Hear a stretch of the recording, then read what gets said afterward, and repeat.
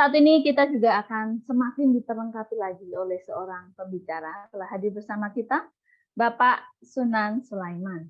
Ya, Bapak Sunan Sulaiman memiliki istri yang bernama Ibu Yana Sulaiman dan dikaruniai dua putri. Yang pertama adalah Masania Permala dan yang kedua adalah Sabita Permala. Bapak Sunan tergabung dalam pelayanan di Abalog Industri, yaitu dalam tim Departemen Pengajaran, tim pelayanan keluarga, dan tim materi meditasi. Beliau bekerja di manajemen PT Next Transform Tech Indonesia. Oleh karena itu kita akan sambut bersama-sama Bapak Sunan Sulaiman. Selamat pagi Bapak. Untuk itu waktu dan selanjutnya saya serahkan kepada Bapak Sunan. Terima kasih. Ya, selamat pagi. Suara saya kedengaran ya. Saya share screen sebentar.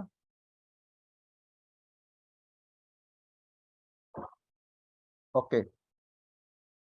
Saya siapkan ini khususnya lebih kepada orang tua SMP ya. Jadi mohon maaf, saya baru tahu bahwa hari ini ada teman-teman dari orang tua SD juga bergabung.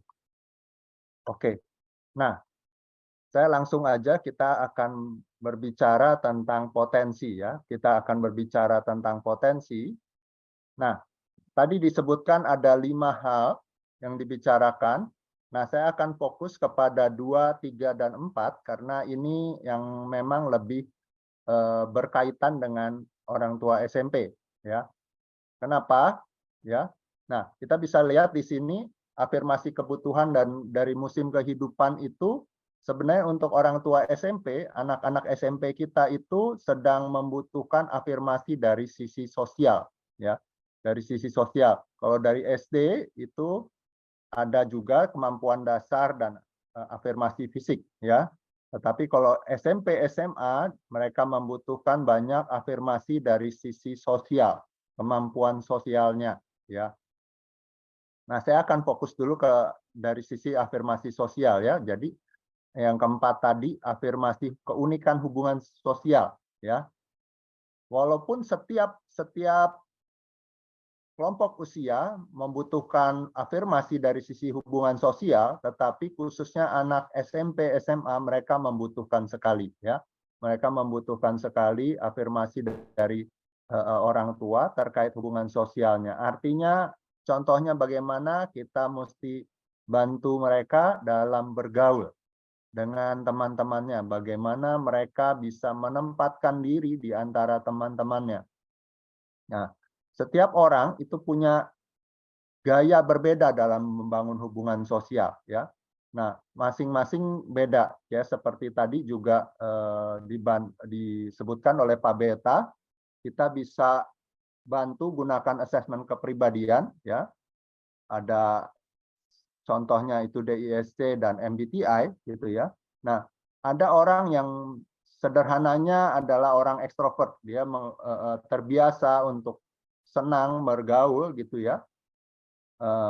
Yang I juga dia cenderungannya juga mudah untuk berbicara di tengah-tengah banyak orang gitu ya.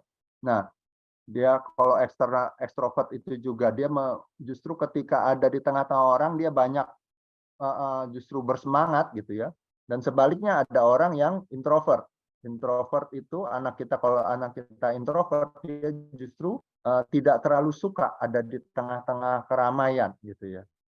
Tetapi ini kita bisa lakukan tes seperti tadi dikatakan bisa di Google, ada banyak yang memberikan tes-tes ini yang bisa gratis. Nah, ini sangat baik, tetapi di sisi lain jangan sampai ini lalu kemudian membuat kita mencap anak kita, melebeli anak kita. Karena biar bagaimanapun kita setiap orang kita bisa berubah, gitu. Kita bisa bertumbuh, ya. Jadi bukan berarti lalu orang dominan, orang yang D gitu ya, lalu kemudian tidak mau mempedulikan kondisi lingkungannya, gitu ya. Walaupun dia punya kecenderungan seperti itu, dia mesti tetap belajar bagaimana mengatasi hal-hal yang kurang baik dari kecenderungannya dia tersebut. Ada orang introvert, tapi ketika dia belajar, dia juga bisa bagaimana membawa diri di tengah-tengah kondisi dia harus berbicara di depan banyak orang. Bisa. Jadi kita jangan kemudian membatasi anak kita karena dia punya punya tipe tertentu, ya. Saya lanjut aja, ini dari berbagai jenis intelijensia. Jadi intelijensia kita itu bisa macam-macam, ya. Seringkali kalau di dalam sekolah yang banyak diajarkan adalah yang bersifat logika matematis atau bahasa, ya. Yang lain ada sisi olahraga juga, tetapi yang lain-lain kecenderungannya tidak terlalu dieksplor di sekolah. Tetapi intelijensia kita itu bisa, anak-anak kita bisa bervariasi sekali, ya. Dan ini bukan hanya lalu orang hanya punya satu, bisa juga dia punya beberapa yang tingkatnya berbeda-beda, ya. Jadi itu yang kita mesti kenali anak-anak kita dan kita mesti dorong, ya. Ada kecenderungan ini adalah turunan dari orang tua, ya, dari kita sebagai orang tua atau dari kita atau dari kakek neneknya, itu juga bisa turun temurun. Biasanya itu tidak jauh dari sana kemampuan intelijensia kita, ya. Ini yang kita mesti kenali dan kita afirmasi. Nah, saya kasih tambahan satu ayat, tadi sudah ada ayat 2 Korintus 5 ayat 16-17, saya kasih satu ayat. Sebab segala sesuatu adalah dari Dia dan oleh Dia dan kepada Dia. Bagi Dialah kemuliaan sampai selama-lamanya. Ya. Ini ayat yang berbicara tentang rencana keselamatan Allah yang menyeluruh, tetapi diakhiri dengan hal ini. Ya. Nah, ini juga bisa mencakup bahwa potensi anak kita itu adalah dari Dia. Dan pengembangan potensi anak kita, dia pun mau terlibat di dalamnya. Dan di atas segala sesuatu, segala potensi yang ada di dalam diri anak-anak kita harusnya adalah untuk Dia, kepada Dia. Bagi Dia kemuliaan sampai selama-lamanya. Bukan untuk kepentingan kita, bukan untuk kemauan sesuai kemauan kita, bukan untuk meraih kekayaan, bukan untuk sekedar meraih kesuksesan, tetapi untuk kemuliaan Allah sampai selama-lamanya. Segala sesuatu termasuk potensi dari Tuhan harus dipakai untuk kemuliaan Tuhan. Sebagai penutup, kalau kita mau berbicara tentang potensi, jangan bandingkan diri kita, bandingkan anak kita dengan orang lain, karena itu bukan sesuatu yang baik, bukan sesuatu yang benar, tetapi bandingkan dengan potensi yang Tuhan berikan. Kalau seorang anak punya potensi dia 70 dan dia menghasilkan angka 70, dia sudah menghasilkan yang terbaik. Tetapi seorang yang punya potensi 100, dia menghasilkan 70, dia belum memberikan yang terbaik. Kiranya itu saja, karena waktu yang terbatas, saya kembalikan, kita akan banyak membahas dalam bentuk tanya jawab. Terima kasih, Tuhan memberkati. Terima kasih Bapak Sunan untuk penjelasan tambahan yang begitu luar biasa ya. Ada penekanan-penekanan di akhir tadi yang meneguhkan kembali kita semua. Perkenalkan saya Miss Eka Desi sebagai moderator yang akan menemani Bapak Sunan dan Ibu Yana untuk melakukan tanya jawab ya Bapak Ibu bersama dengan para orang tua SD sampai SMA yang sudah hadir di tempat ini. Boleh saya lihat dulu reaksinya orang tua yang sudah semangat sekali untuk mendengarkan jawaban dan pembahasan-pembahasan tertentu ya mengenai konsep afirmasi potensi yang kita bahas di hari ini. Terima kasih parents untuk setiap reaction yang sudah diberikan. Baik, tadi dari Bapak Sunan dan Ibu Yana kita akan membaca beberapa pertanyaan yang sudah masuk ya ke tim admin kami. Jadi buat Bapak Ibu sekalian yang memiliki pertanyaan, silakan langsung ketik di chatnya, di chat Zoom-nya, dan kirim kepada admin. Begitu Bapak Ibu, mohon maaf kami tidak melayani pertanyaan secara langsung, direct lisan, tetapi kami melalui chat Zoom. Oke, dan saat ini, sudah ada pertanyaan yang masuk, mari kita baca bersama-sama ya, Bapak Ibu. Pertanyaan pertama adalah dari seorang single parent. Saya seorang single parent, saya melihat anak-anak saya ada masalah dalam anger, kemarahannya. Jadi mereka sangat emosional jika ada kata-kata yang agak keras bahkan suara keras. Mereka akan sangat sensitif dan marah.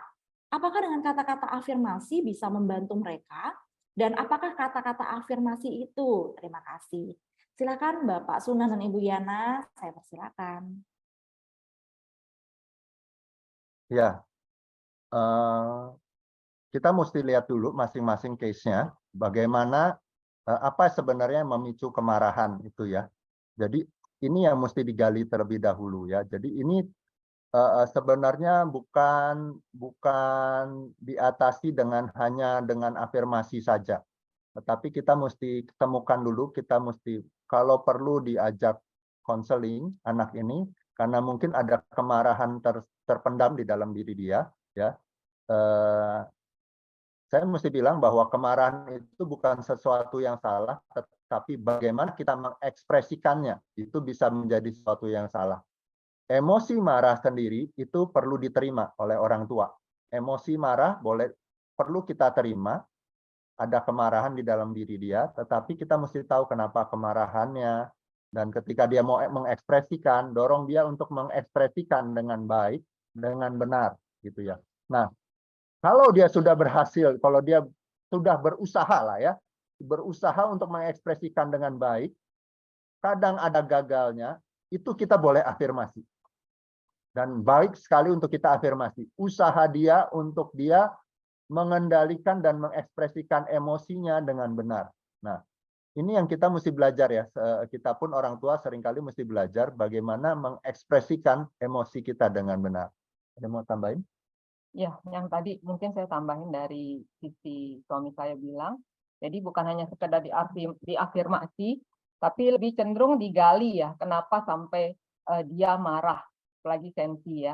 Nah, kemungkinan besar ya ada hal-hal kemarahan yang dia pendam selama ini, yang nggak tahu bagaimana mengekspresikannya, yaitu meluapnya dengan marah.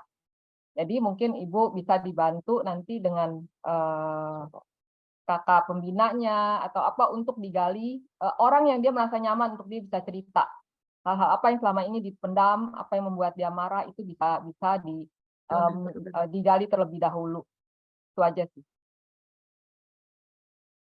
Oke, baik. Lengkap sekali ya Bapak Sunan dan Ibu Yana. Jadi marah itu adalah emosi yang harus kita terima. Itu bukan sesuatu yang salah ya. Tetapi jangan sampai marah menjadi dosa. Kira-kira seperti itu. Nah, kita orang tua perlu gali alasan, kemudian bantu anak untuk mengalirkan amarahnya itu, baik itu dengan cerita maupun dengan aktivitas yang lain. Dan selanjutnya kita sebagai orang tua bantu mengafirmasi. Jadi kira-kira seperti itu Bapak atau Ibu yang menanyakan mengenai case di dalam keluarganya bersama anak. Semoga ini menolong ya kita para orang tua, baik kita yang single parent maupun kita yang lengkap begitu, atau kita orang tua yang SMA, orang tua SMP, ataupun orang tua SD. Bahkan saya sendiri sebagai orang tua anak TK, saya ini cukup aplikatif nih penjelasan Bapak Sunan dan Ibu Yana. Oke, kita lanjut ke pertanyaan berikutnya. Nah, untuk tes kepribadian DISC ini menarik sekali ya Bapak Sunan Ibu Yana. Untuk tes kepribadian DISC, apakah bisa untuk anak usia berapa? Apakah mulai untuk anak remaja dan apakah hasilnya bisa berubah tiap tahun? Atau bagaimana proses perubahannya? Lebih lengkap silakan Bapak Sunan dan Ibu Yana. Oke, saya bukan orang ahli DISC sekali, jadi sepengetahuan saya banyak pertanyaan-pertanyaan yang DISC itu memang lebih ditujukan kepada orang-orang yang sudah dewasa, sehingga ada masalah ketika ditanyakan untuk anak-anak dia nggak bisa relate, nggak bisa terhubung dengan apa yang ditanyakan itu, sehingga dia bisa jadi menjawabnya dengan kurang tepat atau kurang sesuai dengan kondisi dia sebenarnya. Jadi semakin dia sudah remaja, semakin dia besar, akurasinya akan semakin tepat gitu ya. Sehingga ketika dia menjawab lebih sesuai dengan kondisi yang dia sehari-hari dia gitu ya. Dan dengan sendirinya juga memang semakin anak besar, dia itu akan lebih punya pengalaman dengan berbagai hal yang kapan dia Ya situasi-situasi yang digambarkan di dalam pertanyaan-pertanyaan itu ya. Jadi kalau mau dicoba mungkin SD bisa gitu ya, SD bisa, tetapi mungkin SD kelas 4 lah gitu ya, atau gimana yang mulai mencoba tes DISC seperti itu. Atau kalau memang mau yang tepat ya ketemulah dengan memang konselor DISC gitu ya, yang memang menguasai hal seperti itu. Kira-kira seperti itu sih. Oke, baik. Terima kasih Bapak Sunan. Jadi DSC ini sebuah tes, isinya banyak pertanyaan begitu ya Bapak Ibu, sehingga memang butuh anak-anak yang sudah bisa memahami pertanyaan dengan baik. Jadi tadi ditawarkan untuk anak SD kelas 4 ke atas, begitu sampai dewasa. Saya sendiri pun tes setelah saya sudah dewasa gitu. Jadi kurang tahu nih ketika masih kecil seperti apa gitu ketika saya dites.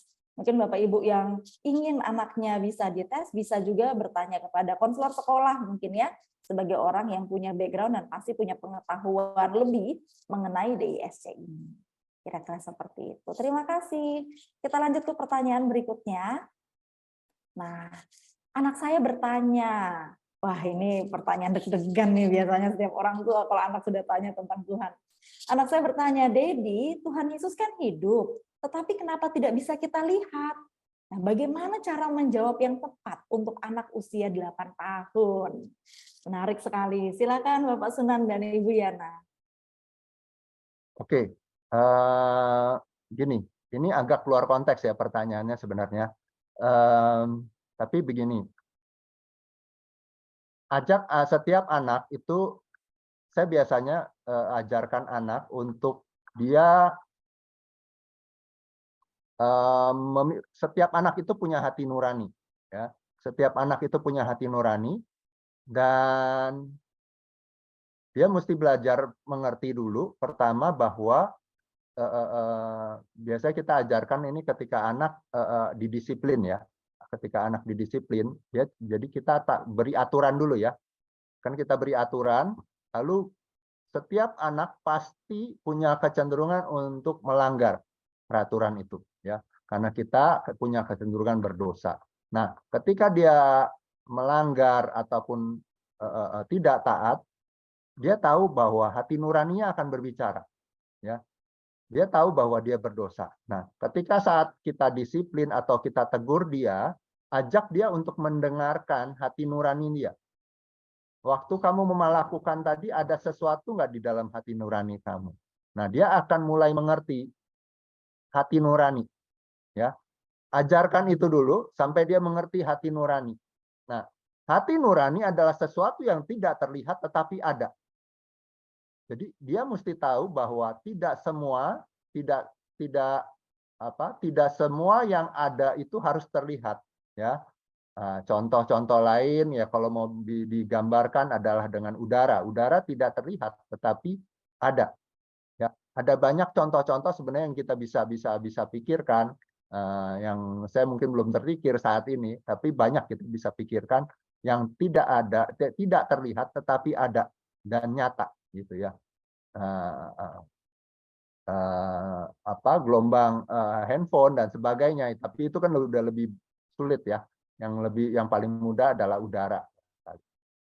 Iya, mungkin kalau mau contoh yang realnya mungkin diaplikasikan lewat kehidupan orang tuanya, ya. Bagaimana kasih itu seperti apa bisa dilihat dari bagaimana bapaknya mengasihi mamanya dan papanya bisa mengasihi anaknya dengan kasih tanpa syarat. Nah, itu salah satu mungkin aplikasinya ke bagaimana Yesus mengasihi. Jadi kalau anak-anak yang dikasihi oleh orang tuanya dan diterima apa adanya, dia akan lebih gampang mengalami merasakan dia dikasihi oleh Tuhan sendiri. Ya, tapi kalau misalnya anak-anak tidak terlalu tidak banyak menerima kasih dari orang tuanya, dia akan sulit menerima gambaran bagaimana dikasihi oleh Tuhan dari sisi itunya. Nah, tapi kalau yang dari sisi penjelasan tadi itu yang suami saya jelaskan. Oke, baik. Ini memang pertanyaan anak-anak bagi kita yang cukup menjebak. Ini sepertinya resiko ya, Bapak Ibu. Ketika kita dekat dengan anak, anak jadi semakin berani bertanya kepada orang tua. Begitu ya. Mereka terbuka, mereka berani, dan muncul pertanyaan-pertanyaan seperti ini yang juga membuat kita apa ya jawabannya seperti itu. Tapi yang pasti Bapak Ibu ketika ada anak bertanya, tolong jangan melempar.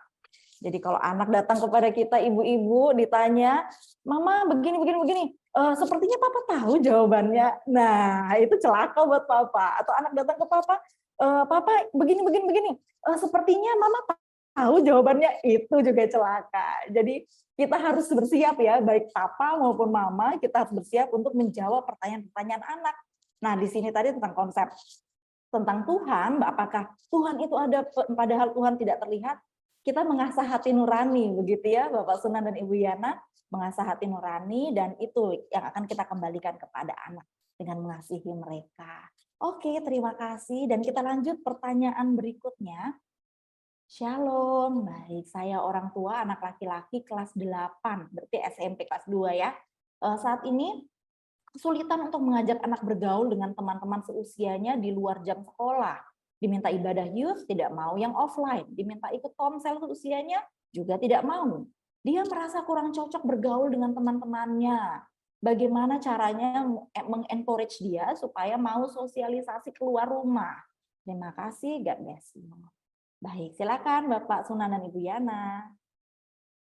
Ya, anak kami 2 itu model yang introvert ya. Jadi model yang nggak terlalu suka bergaul sebenarnya ya, terutama anak yang pertama ya, Tania, dia agak kesulitan. Jadi waktu itu dia temannya lebih sedikit dibanding yang kecil ya. Jadi kami tahu itu pergumulan dia. Jadi waktu kondisi kayak gitu kami bicara dengan dia bahwa ini area dia untuk dia bisa lewatin, untuk dia bisa menang, untuk dia bisa punya teman-teman. Ya, nah akhirnya kami ngobrol sama dia apa yang membuat dia nggak nyaman untuk bergaul dengan teman-temannya. Nah, terus kita bilang ya udah papa mama temenin ya, kamu berdoa sampai Tuhan bisa temuin kamu dengan teman-teman yang bisa kamu bergaul. Ya walaupun sedikit gitu ya. Nah, dengan berjalannya waktu akhirnya mulai itu dia mulai terlibat di pelayanan ya, sedikit-sedikit ya. Terus itu pun temannya banyak, tapi untuk dia bisa punya teman yang deket itu nggak banyak gitu ya. Nah, pelan-pelan dia mulai terlibat di komsel gitu ya. Dan itu baru dia punya teman-teman ya. Jadi umur 20-an lah dia baru ngalamin tuh yang namanya hangout sama teman-temannya gitu ya. Karena sebelum-sebelumnya ketika kita dorong dia nggak mau gitu ya. Nah ketika hangout dia bilang setelah pulang gitu sama teman-temannya dia bilang, Mama ternyata hangout itu enak ya gitu ya. Terus kami bercandain dia, nggak apa-apa lah telat daripada kamu nggak ngalamin gitu ya. Nah tapi itu proses dia ya. Jadi memang ada anak-anak yang kesulitan untuk bergaul. Nah kita nggak langsung maksa gitu loh, maksa untuk ayo dong kamu ini. Biasanya anak-anak remaja suka jadi sebel ya, tapi kita lebih coba tanyain apa sih yang membuat kamu kesulitan bergaul, apakah kamu susah ngomong, karena saya tahu ya saya hidup dengan 3 orang introvert dan buat mereka itu pergumulan ketika mereka berkomunikasi dengan orang lain. Ya, jadi pada dasarnya coba kenali anak kita model introvert barangkali kalau yang seperti itu ya. Kenali teman-temannya, coba ajak kalau dikasih custom itu dia akan minta untuk anak ini coba kenali siapa orang-orang di sekitar dia, katakanlah di sekolah gitu ya, di kelas dia. Katakanlah oh orang ini seperti apa, orang ini seperti apa. Dia ajak dia mengenali dulu ya. Dan tanya dari orang-orang di sekitarnya itu siapa namanya ini kira-kira dia bisa dekatnya sama yang mana ya. Coba kasih ajak diskusi kira-kira kamu mau ngobrol sama yang mana, mungkin dalam seminggu ke depan atau apa gitu ya. Jadi dorong bertahap ya, nggak bisa dengan kita harapkan dia tiba-tiba berubah dan sebagainya, enggak. Tetapi sesuai dengan porsi dia, gitu ya. Bisa jadi dia mulai ngobrol dengan satu. Oh ya, kalau dia sudah lakukan itu, sekali lagi kita afirmasi, ya. Dia sudah berusaha, dia coba lakukan. Kalaupun katakanlah orang yang diajak ngobrol itu tidak suka diajak ngobrol sama dia, ya tidak apa-apa. Kita mesti dorong dia, encourage bahwa dia sudah bagus lakukan itu. Ya, ada hal seperti itu yang kita bisa lakukan. Itu aja. Baik, terima kasih. Jadi ini untuk anak yang sulit bergaul. Wah, saya jadi membayangkan bagaimana perasaan Ibu Yana menghadapi 3 orang introvert di sekitarnya ya. Itu sebuah perjuangan untuk mendorong mereka itu bisa terbuka sama luar. Bahkan mungkin ke Ibu Yana sendiri ya. Bagaimana orang di sekitar, mungkin anak atau bahkan Bapak Sunan salah satunya. 3 orang itu. Waduh, luar biasa. Untuk bisa terbuka di Ibu Yana. Jadi Bapak Ibu orang tua, nah, terkhususnya tadi yang bertanya bagaimana caranya ya untuk kita membuka anak-anak kita yang tertutup seperti itu, paling utama kita dulu ya, orang tua yang dekat kepada anaknya. Ajak ngobrol dulu, kita kenali, jangan lupa doakan. Itu kenali anak teman-temannya, lingkungannya yang terkecil pastinya, mungkin ini konteksnya sudah di dalam kelas, jadi lingkungan kecil. Kemudian mungkin tipsnya juga anak bisa melihat dari bagaimana orang tua bergaul. Saya mungkin sedikit ini sharing ya, pernah juga anak SMA itu bicara seperti itu, dia bingung bagaimana caranya berteman. Jadi mungkin anak Bapak Ibu tidak bisa bergaul bukan karena dia tidak mau, bisa jadi, tapi karena dia juga tidak punya contoh cara memulai sebuah pergaulan itu seperti apa. Jadi baik sekali jika kita orang tua bisa memberikan contoh dengan mengajak atau memberikan mereka buku-buku cara bergaul, itu juga bisa jadi contoh yang baik. Oke, terima kasih Bapak Sunan, Ibu Yana. Kita lanjut ya ke pertanyaan berikutnya. Baik, bagaimana caranya kalau kita komunikasi dengan anak kita, karena responnya anak selalu marah kalau kita kasih tahu. Oke, meskipun kita ngomongnya baik-baik, tapi anak tidak bisa menerima kalau kita kasih masukan. Oh, berarti ini orang tua mau ngomong ke anaknya, mau kasih masukan, belum apa-apa anaknya sudah marah duluan nih. Nah, gimana caranya orang tua untuk ngomong supaya masuk ke anaknya? Silakan Bapak Sunan, Ibu Yana.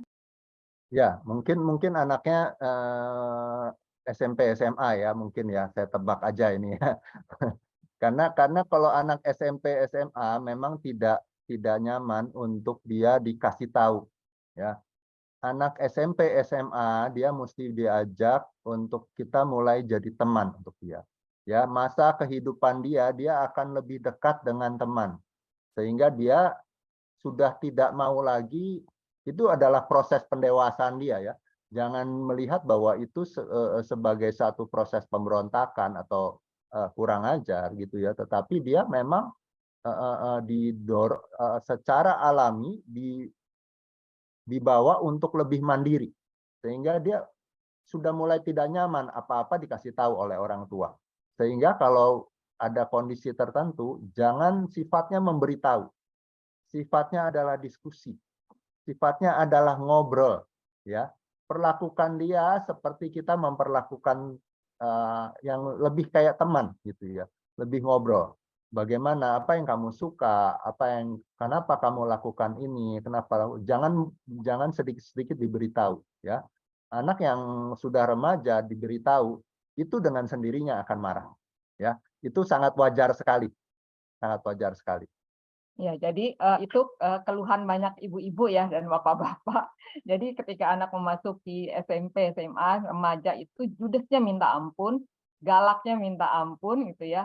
Karena satu sisi itu ada perubahan hormon juga ya, perubahan hormon dan dia sendiri nggak sadari bahwa itu sesuatu yang nggak baik gitu ya. Nah, itu sama saya pernah ngalamin juga. Jadi cenderungan saya itu biasanya ngajarin, ngasih tahu gitu ya. Nah, anak saya tuh Kak sebel gitu ya. Nah, sampai suatu saat saya tanya, "Kenapa sih kamu suka nggak mau dengerin kalau mama ngomong, atau papa ngomong, nggak mau cerita sama kita?" Ya. Terus dia bilang gini, "Abis, mama tuh kalau misalnya ngasih tahu atau ngajarin itu suka memaksakan. Pemikiran papa dan mama tuh pasti selalu benar dan kita yang salah gitu dan kita seakan harus nuruti perkataan papa mama gitu." Nah, dari situ akhirnya kami sadar bahwa itu sesuatu yang salah gitu ya, sesuatu yang akhirnya nggak membangun hubungan kita baik sama orang tua dan anak. Nah, sejak itu kami belajar untuk masuk lewat kesukaan dia, belajar untuk ngobrol, diskusi, lebih banyak diskusi yang sehari-hari. Nah, sekarang lebih cenderung anak kalau ada apa-apa ya nanya sama kita gitu ya. Ketika mereka udah rasa aman ya. Jadi kenapa anak akhirnya marah, mungkin ada rasa tidak aman dengan caranya kita gitu ya. Nah, yang tadi di satu sisi kalau hubungan lebih baik tetap kita kasih tahu bagaimana dia belajar untuk berkata-kata dengan sopan tetap kepada orang tua. Ya, jadi bagaimana menyampaikan segala sesuatu dengan sopan. Ya, tetap kita mesti arahin ke arah situ. Oke, baik. Berarti prinsipnya balik ke pertanyaan pertama tadi. Marah itu adalah emosi yang harus kita terima. Begitu ya. Jadi kita perlu bantu anak untuk menyalurkannya dengan benar. Kita gali, cari tahu dulu ini masalahnya kenapa. Mungkin boleh tipsnya nih Ibu Yana, Bapak Sunan. Kalau mungkin tadi gambarannya kan anak SMP ya, SMP SMA kalau kata Bapak Sunan Ibu Yana tadi, anak SMP SMA gambarannya. Nah, buat kita orang tua yang masih anak-anaknya masih SD nih, apa yang harus kita persiapkan supaya saat nanti anak kita sudah SMP SMA tidak melewati fase yang seperti itu. Yang kita belum ngomong apa-apa mereka udah marah duluan. Aduh, bagaimana caranya nih kita persiapkan, Bapak Ibu? Oke, jadi sebenarnya kalau masa di bawah SD lah menjelang sampai mungkin kelas 5 itu mereka masih memang bisa dikasih tahu gitu ya. Nah, seperti saya bilang tadi, ketika dia masuk ke SMP, mulai masuk remaja, pra-remaja ke remaja, itu dia akan mengalami proses seperti itu. Jadi kita tidak bisa cegah bahwa mereka lalu tidak berlaku independen, lalu berlaku seperti apa. Nggak bisa. Ya, yang kita bisa ajarkan adalah seperti yang tadi istri saya katakan adalah, kalaupun dia tidak setuju, kalaupun dia tidak suka, dia bisa ungkapkan dengan sopan. Ya, itu bisa diajarkan. Bisa diajarkan di lebih early, lebih awal gitu ya. Tetapi bahwa dia akan nanti berubah, itu yang kita yang mesti berubah. Ya.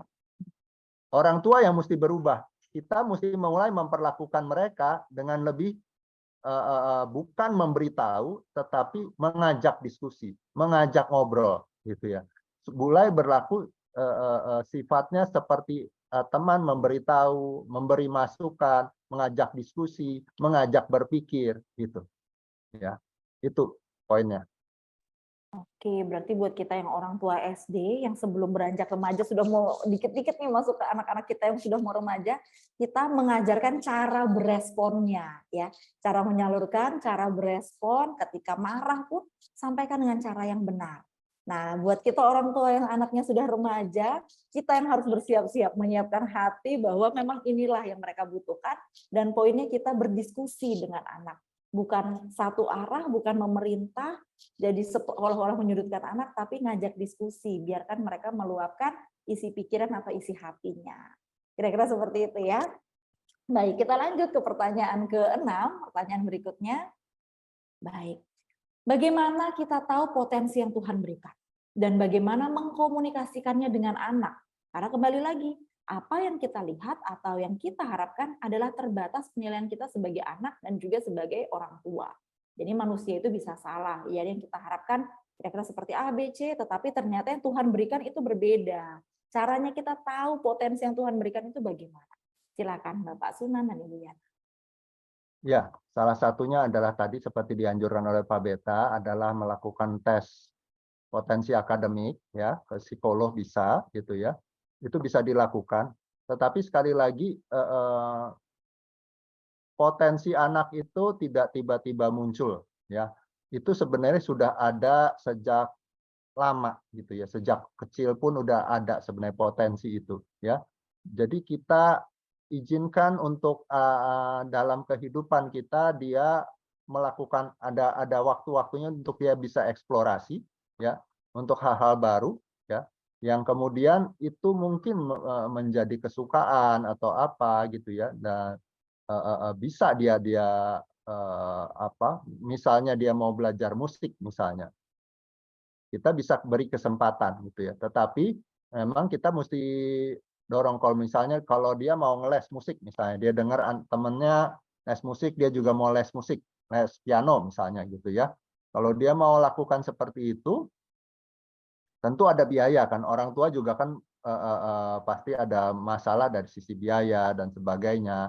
Nah, jadi dorong dia untuk mengerti bahwa kalaupun kamu mau ambil les, kamu mesti konsisten dulu, misalnya selama 3 bulan. Nggak bisa misalnya sebulan lalu udah nggak mau lagi. Nggak bisa seperti itu ya. Sehingga dia mesti, kalaupun ketika dia udah masuk misalnya ambil les piano lalu dia kemudian nggak suka nih ternyata saya gitu ya, dia tetap harus menanggung akibatnya ya, sehingga dia jadi tidak mudah sembarangan lalu saya mau coba A, saya mau coba B, saya mau coba C, lalu terlalu banyak yang dia coba tanpa dia berpikir dengan dan merencanakannya gitu ya. Jadi ada hal seperti itu juga yang kita mesti pertimbangkan. Jadi kita lihat juga kalau misalnya anak minta les ini, les itu karena memang dia mau mengeksplor potensinya atau dia ikut-ikutan. Misalnya temennya ada les ini, les ini, wah kayaknya hebat ya, bisa ini, bisa itu. Nah itu kita juga mesti ajak ngobrol sih. Kenapa kamu mau les ini, les itu ya? Nah satu sisi apa namanya? Biar anak juga di satu sisi belajar bertanggung jawab. Kalau misalnya kita kasih kesempatan untuk satu les atau apa, dia bertanggung jawab. Karena gini, saya juga punya teman-teman yang anaknya banyak les sana sini, minta les sana sini, itu hanya karena apa, teman-temannya yang lain punya potensi itu. Jadi dia pengen seperti itu gitu ya, seperti temannya. Jadi baru dilesin sebulan, udah nggak mau gitu ya. Karena apa? Satu sisi orang tuanya banyak uang, jadi ya udah nggak apa-apa. Terus dia minta ini diturutin lagi. Nah itu kita sedang mengajarkan anak tidak bertanggung jawab ya dengan apa yang dia minta. Satu sisi kita mau mengeksplor potensi, tapi di satu sisi juga kita mau mengajarkan anak bertanggung jawab dengan apa yang sudah dia mau ambil. Ya, jadi orang tua juga perlu mendoakan ya, karena memang ini dari Tuhan. Kita tetap percaya bahwa Allah turut bekerja dalam segala sesuatu. Jadi kita tetap mesti bawa dalam doa dan izinkan setiap peristiwa atau sesuatu kita tetap terus amati kondisi anak kita. Ada kalanya ada peristiwa-peristiwa tertentu, kesempatan-kesempatan tertentu yang kemudian memunculkan potensi dia. Ya, itu bisa sekali ya. Dan potensi itu ya sekali lagi bukan sekedar akademik atau musik, bisa jadi dari sisi organisasi ketika dilibatkan. Ternyata anak ini suka memimpin. Ternyata anak ini suka berorganisasi. Bisa juga hal seperti itu terjadi. Ya, itu saja. Jadi untuk tadi yang Ibu Yana ceritakan itu benar-benar nyata juga. Ada orang tua murid juga yang pernah ngobrol sama saya kalau anaknya itu mau apapun, bisa coba ini, tapi cepat bosan. Jadi baru les ini, udah bosan, ganti les lagi yang lain. Ya kalau orang tua bisa support, kalau orang tua tidak bisa kan sulit juga. Jadi benar sekali buat Bapak atau Ibu yang bertanya tadi, jadi jika ada potensi apa yang kita mau cari tahu, apakah potensi Tuhan atau hanya sekedar keinginan daging kita sebagai orang tua ya yang memaksakan anak, mungkin kita paling pertama itu kita doakan. Kemudian kita tes dulu, kalau misalkan mau lebih jelas lagi bisa dites. Dan yang berikutnya adalah asah bakat anak yang muncul. Sebenarnya kita pun bisa lihat, secara sepintas saya sudah bisa lihat anak saya ini doyan ngomong, wow ini berarti communication skill-nya ini mungkin bagus gitu ya, dan seterusnya. Baik, terima kasih. Kita lanjut ke pertanyaan ke-7. Saya dapat info ini sudah banyak sekali nih pertanyaan ngantri. Sepertinya orang tua bersemangat sekali nih Pak Sunan, Bu Yana untuk pagi ini. Selanjutnya, Shalom Pak Sunan dan Ibu Yana, bagaimana mengafirmasi anak yang merasa bahwa temannya tidak mau mendengarkan nasihat atau saran dari si anak. Anak saya usia 10 tahun, anak SD ini berarti ya. Silakan Bapak Sunan, Ibu Yana.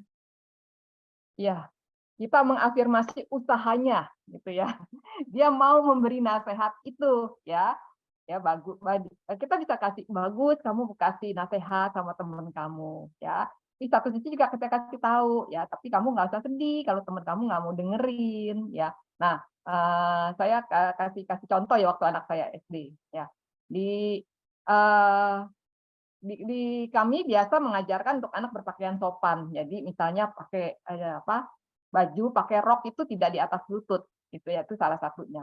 Nah, di sekolah juga ada aturan seperti itu. Nah, ada temannya satu sekolah gitu ya, pakai roknya tuh suka pendek. Jadi suka pendek. Nah, pas kejadian di depan mata saya gitu ya. Jadi dia mau kasih tahu temennya supaya nggak pakai roknya diturunin. Jadi dia paksa temennya itu gitu ya untuk turunin roknya gitu ya.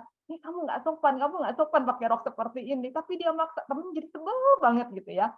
Nah, akhirnya setelah itu saya biarin dulu. Nah, setelah pulang saya ajak ngobrol dia gitu ya. Saya bilang tadi apa yang kamu itu kamu bagus kasih tahu dia ya.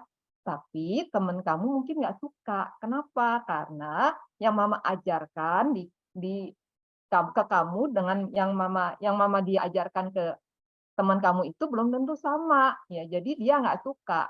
Nah, sejak itu dia akhirnya ngerti. Nah, nanti kalau kamu mau kasih tahunya baik-baik ya, kasih tahu pas nggak di depan orang gitu ya, pas berdua. Nah, itu tetap saya ajarkan seperti itu.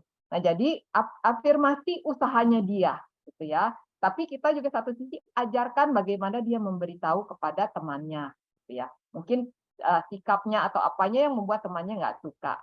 Tuh, atau situasinya yang membuat temannya nggak suka. Itu aja. Ya, cukup. Oke, cukup ya. Sepertinya Ibu Yana nih yang ahlinya gitu. Jadi sudah sangat jelas bahwa pertama kita afirmasi usaha anaknya, kemudian beri pengertian bahwa ada perbedaan ya, entah itu budaya atau pola asuh dari orang tua atau orang sekitarnya, dan berikutnya ajarkan cara menyampaikan.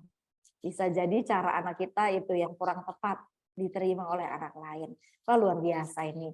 Baik, kita lanjutkan pertanyaan ke-8. Oke.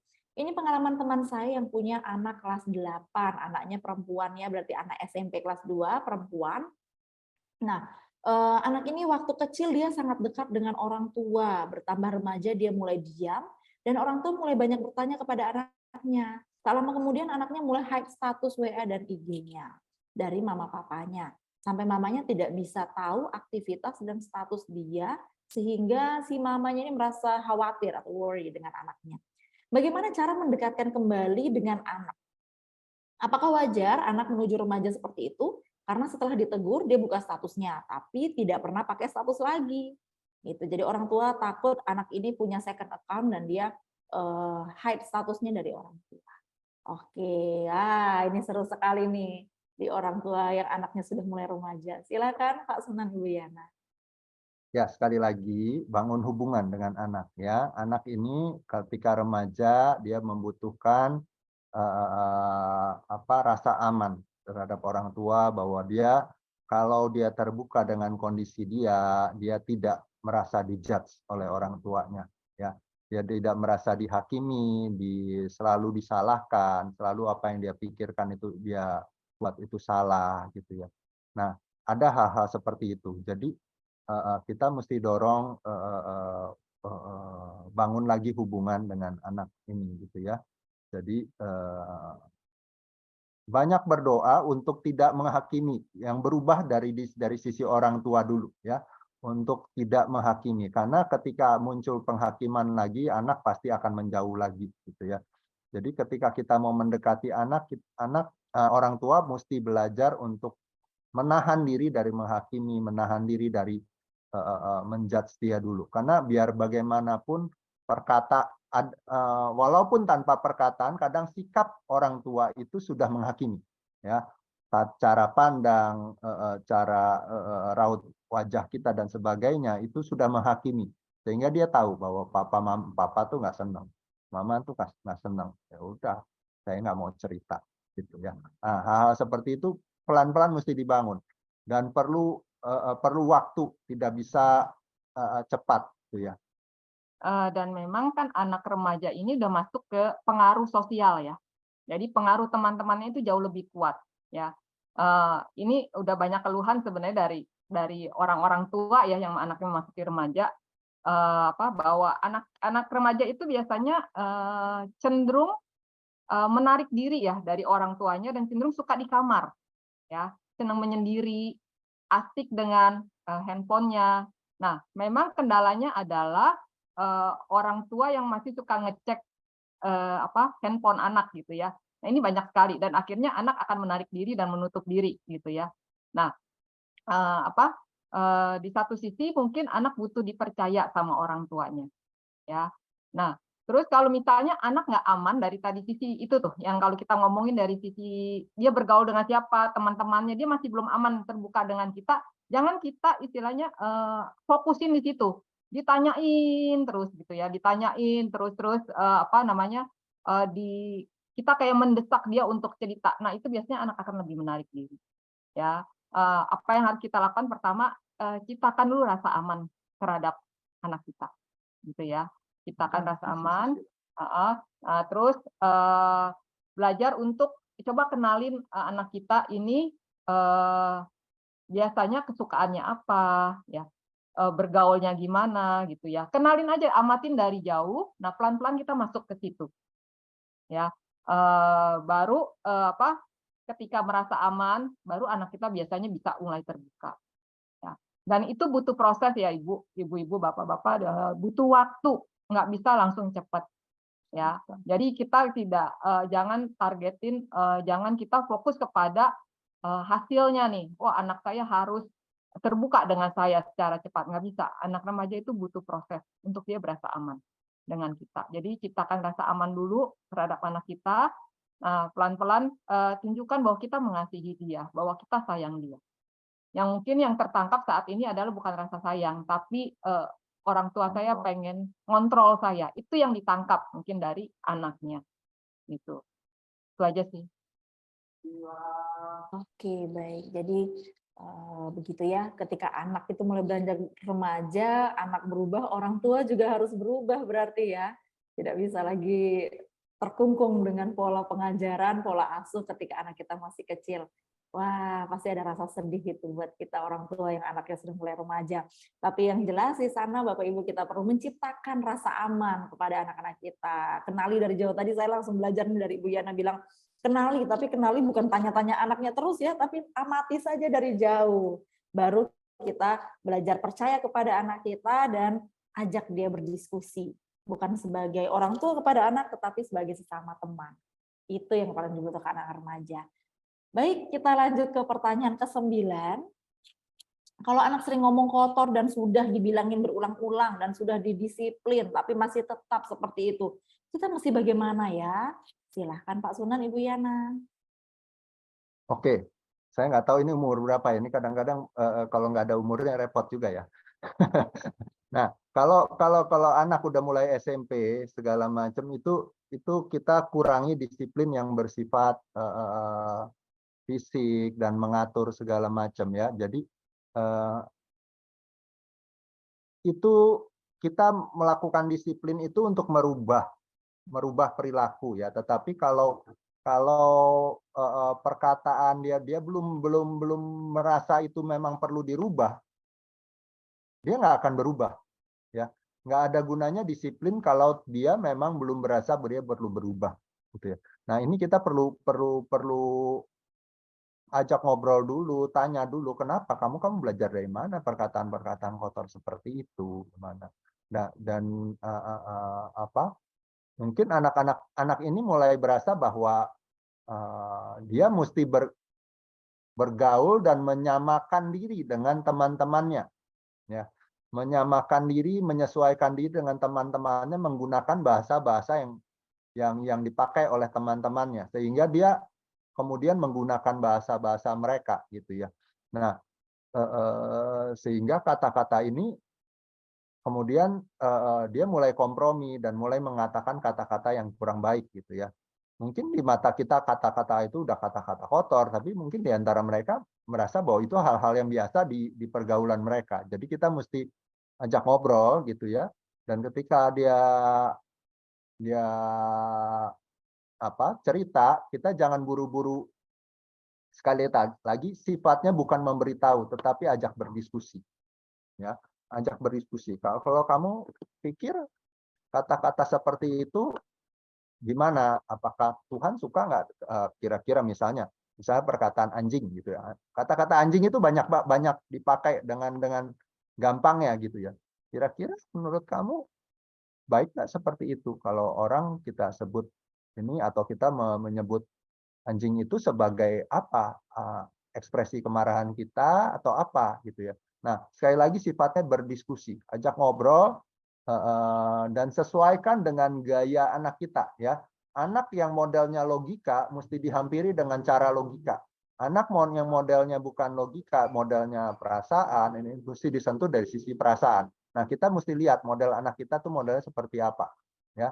Kenali anak, sekali lagi, kalau kita mau dekat dengan anak kita, kasihi dan kenali seperti tadi kita udah bicarakan, kenali anak kita modelnya seperti apa, lalu kita bisa approach dengan sesuai dengan gayanya dia. Iya, jadi di satu sisi kita juga mesti tahu juga pergumulan dia apa gitu ya. Mungkin yang tadi perkataan kotor itu supaya dia bisa diterima oleh teman-temannya ya. Jadi adalah anak-anak kan yang memang dia bergaul di situ gitu ya. Dan supaya diterima ya dia mesti ikutin gaya mereka gitu. Nah, di satu sisi mungkin dia mau berteman dengan yang baik tapi nggak diterima. Bisa jadi anak-anak Bu, kan ada yang geng-gengan ya, dia lebih diterima sama geng yang nakal, yang kata-katanya kotor misalnya gitu ya. Tapi ada anak-anak baik nggak mau terima. Jadi udah daripada gua nggak diterima di geng anak-anak baik, ya saya masuk ke anak-anak yang kotor, dia merasa lebih home, lebih aman karena diterima gitu ya. Nah, kalau dia nggak diterima terus di rumah juga nggak diterima gitu ya. Nah, itu akan membuat dia jauh lebih terpuruk lagi gitu ya. Nah, tadi balik kenalin dulu gitu ya, pergumulan dia apa sih di ngomong baik-baik gitu ya.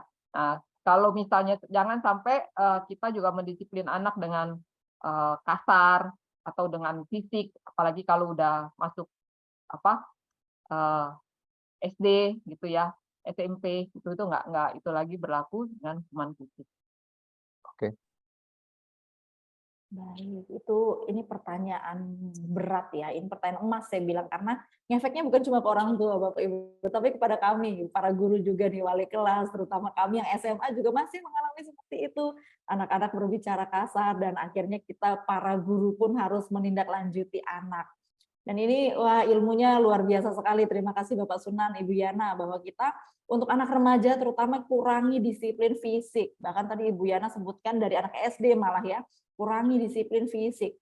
Cara kita mengubah perilaku anak dengan mengubah pola pikirnya. Maka kita perlu berdiskusi.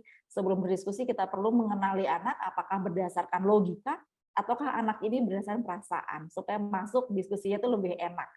Terima kasih. Ini kita guru langsung. Oke, siap. Untuk besok kalau ada masalah kita juga akan seperti itu. Kita lanjutkan ke pertanyaan ke-10. Ini sambil berpacu dengan waktu juga ya Bapak Ibu, karena sebentar lagi waktu akan berakhir. Shalom, saya mau tanya, anak saya bertanya bagaimana ngobrol dengan temannya, tapi topik mereka soal pacar dan porno. Sedangkan anak saya tidak suka. Wah, ini nyambung sekali, tadi Ibu Yana sempat sebutkan. Silakan langsung, Ibu Yana, Bapak Sunan. Silakan. Oke, kalau memang pembicaraannya mengarah ke hal yang negatif gitu ya, dia memang mesti membatasi diri ya. Nggak apa-apa, dia nggak usah ini dengan itu, kan apa, dasar firmannya juga jangan bergaul dengan orang yang apa di kalangan orang fasik dan sebagainya. Kalau mereka terus membicarakan hal seperti itu, ya kita jangan mau terus-terusan seperti itu gitu ya. Tapi memang artinya, tapi kan belum tentu terus-terusan seperti itu ya. Kalau ketika dia ajarkan bicara seperti itu, dia oh saya nggak suka bicara seperti itu, saya belum mau pacaran atau apa. Jadi anak kita mesti diajarkan juga dia punya nilai yang dia bisa pegang ya. Kita pernah bicara tentang nilai-nilai ya. Kalau kita bicara tentang nilai-nilai, dia juga punya pegangan nilai-nilai yang saya pegang seperti ini gitu ya. Dan dia nggak apa-apa, dia istilah umumnya itu adalah stand alone gitu ya. Dia stand alone dengan ininya nggak apa-apa gitu ya. Ada kalanya kelompok tertentu tidak suka dengan dia, it's okay gitu ya. Jadi dia mesti belajar juga, kadang-kadang ketika ditolak oleh temannya nggak apa-apa gitu ya. Jadi apa, kalau pembicaraan masalah porno apa segala macam ya nggak apa-apa. Dia ditolak oleh kelompok itu ya nggak apa-apa gitu ya. It's okay, dan dia bisa berbicara tegas pada saat itu ya. Tetapi hal lain, tetapi dia jangan mencap orang-orang ini lalu memusuhi dia. Gitu ya. Hal seperti itu juga kita mesti ajarkan ke anak-anak kita. Iya. Waktu anak kami SMP, kebetulan anak kami orangnya cermat gitu dan berani gitu ya, karena udah terbiasa menanamkan nilai. Nah, jadi mereka itu bikin grup WA gitu ya di kelasnya. Dan ketika di grup WA itu teman-temannya tuh saling memaki satu dengan yang lain gitu ya. Terus ya ngomong-ngomongnya kasar lah. Nah, anak saya kan nggak suka gitu ya. Ya, dia ngomong, kalian bisa nggak ngomongnya kata-kata sopan gitu ya. Kalau dia tipenya frontal ya, jadi dia langsung ngomong. Terus masih memaki. Akhirnya dia ngomong, kalau kalian masih berkata-kata kayak gini, saya akan tutup ini grup katanya gitu ya, karena dia adminnya. Dan akhirnya teman-temannya berubah kata-katanya gitu ya dari sisi itu. Nah, jadi kita bisa dorong anak kita juga kalau memang dia model yang berani ya, model berani untuk mengungkapkan pendapat, bisa kasih tahu bahwa kalau teman kamu udah mengarah ngomong yang itu, kamu bisa kasih tahu. Itu bukan hal yang baik untuk dibicarakan. Itu bisa. Nah, tapi kalau memang dia nggak tahan dengan seperti itu, bisa akhirnya dia keluar dari itu, tapi dia tidak mencap yang tadi saya bilang. Ya, ajar anak kita untuk tetap mengasihi, doain mereka. Ya, biar suatu saat Tuhan jamah mereka juga, gitu ya. Nah, tapi di satu sisi tetap kita dorong untuk dia tidak membenci orangnya, tapi membenci dosanya. Itu yang kita mesti dorong ke anak-anak kita. Ya, tetap ajar dia bergaul dengan dengan model orang-orang seperti ini ya, karena kan mereka kan menghadapi orang-orang seperti yang berbeda-beda. Nah, kita ya sebagai orang tua mengajarkan bagaimana dia bergaul juga dengan orang. Oke. Baik, terima kasih Ibu Yana, Bapak Sunan. Ini pertanyaan masih ada ratusan ya di luar sana. Ini peserta 758, pertanyaannya ada banyak sekali, ratusan juga, tapi sayang sekali kita terbatas oleh waktu. Jadi 10 pertanyaan ini semoga sudah mewakili banyak hati dari Bapak Ibu sekalian. Poinnya di sini kita mengafirmasi potensi anak-anak kita, sebagai orang tua pun perlu belajar. Dari tadi saya selalu mendengar kata kenali. Wah, itu powerful sekali tuh, kenali anak, kenali anak. Dan buat kita yang orang tua anak sudah remaja, berarti kita belajar untuk berubah. Kita kenal, kita juga belajar berubah. Luar biasa. Saya mohon maaf kepada Bapak Ibu sekalian yang pertanyaannya belum bisa kami sampaikan. Kiranya pertanyaannya tetap diberikan, kami tetap tampung di sini dan nanti akan kami aturkan koordinasi dengan Bapak Sunan supaya bisa dijawab secara tertulis begitu ya. Bapak Ibu, tadi ada pesan Bapak Sunan juga supaya sebaiknya ada usianya sehingga bisa dijawab juga dengan jelas, dengan tepat. Nah, kita akan mengakhiri sesi tanya jawab ini dengan sebuah closing statement sepertinya dari Bapak Sunan, dari Ibu Yana untuk menyegarkan hati kami kembali di pagi hari ini. Silakan Bapak Sunan, Ibu Yana. Baik, ya seperti banyak kita bicara tadi, kalau kita mesti kenali perkembangan anak kita seperti apa. Ya, ketika anak kita masih SD, kita bisa banyak mungkin banyak memberitahu, memberi arahan, dan ini saat-saatnya untuk kita memberi arahan terkait potensi dia, memberi afirmasi. Nah, dan ketika sudah mulai masuk SMP, banyak hal kita mesti bicara terkait hubungan sosial mereka memang yang banyak seperti itu. Nah, tetapi saya juga dorong untuk orang tua karena kita sedang menghadapi tantangan yang semakin besar di luar sana, banyaklah orang tua belajar. Banyak orang tua belajar bagaimana menghadapi anak karena ini tantangan di luar sana makin besar ya. Banyak membaca buku, banyak belajar kebenaran supaya karena anak akan menghadapi masalah gender, masalah LGBT, bagaimana menghadapi hal-hal seperti itu, bagaimana menghadapi masalah apakah Tuhan betul ada, apakah kebenaran itu relatif dan sebagainya, ini cepat atau lambat akan muncul. Ini akan banyak tantangan di luar sana yang kita tidak bisa jawab saat bahas hari ini, tetapi saya mendorong sekali untuk orang tua banyak belajar karena anak-anak kita butuh orang tua. Jadi kalau anak bertanya, sekali lagi jangan takut kalau anak bertanya. Ya, ketika anak bertanya apapun yang ditanyakan anak, Kalau kita belum bisa jawab, katakan kita belum bisa jawab. Papa mama akan cari jawabannya. Tunggu, papa mama akan coba cari, dan saat itu papa mama boleh cari dari teman-teman, dari orang tua lain, dari mungkin dari sekolah, dari siapapun, tak cari supaya dapat jawabannya yang kira-kira bisa memenuhi rasa ingin tahu anak. Sehingga anak bukan cari jawaban dari luar sana, tetapi cari jawaban menurut pendapat orang tua dan bisa didiskusikan bersama. Itu closing statement saya. Terima kasih. Tuhan memberkati. Ya, terima kasih banyak Bapak Sunan. Apakah Ibu Yana mau menambahkan? Cukup, terima kasih. Baik, kita benar-benar terima kasih ya, hari ini banyak sekali hal yang disampaikan, ilmu yang disampaikan. Semoga kita bisa berjumpa lagi di lain waktu dengan ilmu baru yang kami bisa pelajari dari Bapak Sunan dan Ibu Yana. Jadi generasi yang